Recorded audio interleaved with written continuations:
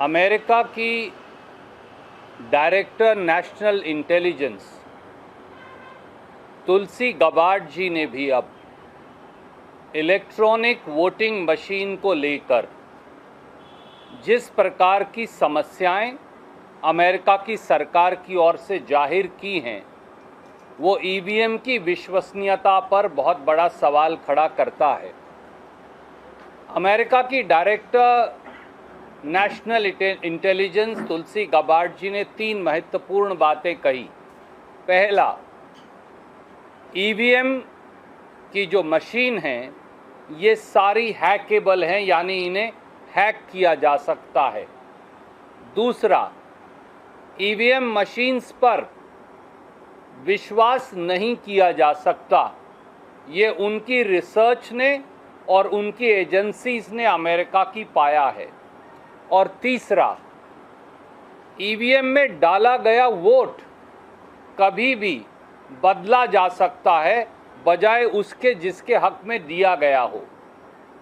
हमारा ये कहना है कि ये तथ्य तुलसी गबार्ड जी द्वारा सार्वजनिक पटल पर रखे जाने के बावजूद अब 24 घंटे से ज़्यादा बीत गए। इलेक्शन कमीशन ऑफ इंडिया और चीफ इलेक्शन कमिश्नर चुप क्यों हैं? दूसरा सवाल है, प्रधानमंत्री मोदी जी, एनडीए की सरकार और बीजेपी पूरी तरह से चुप्पी क्यों साधे है? तीसरा सवाल है, सोर्सेस के द्वारा इलेक्शन कमीशन प्लांट करके ये कह रहा है कि ईवीएम बिल्कुल ठीक है, सामने आकर सीईसी ये बात क्यों नहीं कहते?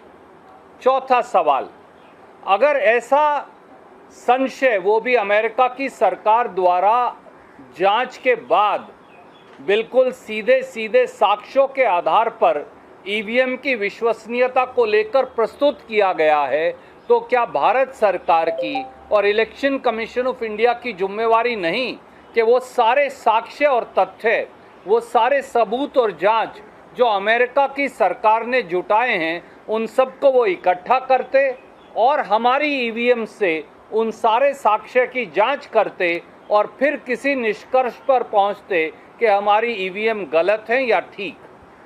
और पांचवी बात, अब ईवीएम का मामला सुप्रीम कोर्ट को क्या इसका सुओ मोटो संज्ञान नहीं लेना चाहिए, क्योंकि निष्पक्ष चुनाव बेसिक स्ट्रक्चर संविधान का हिस्सा है और अगर ये सही है तो निष्पक्ष चुनाव जो है वो प्रजातंत्र का और संविधान का मूल आधार है। और अगर वहाँ कुछ गड़बड़ है या वहाँ कुछ संशय है तो पूरी चुनावी प्रक्रिया और प्रजातंत्र की जो हमारी पवित्र गंगा जमुनी धारा है उसी पर सवाल खड़ा होता है।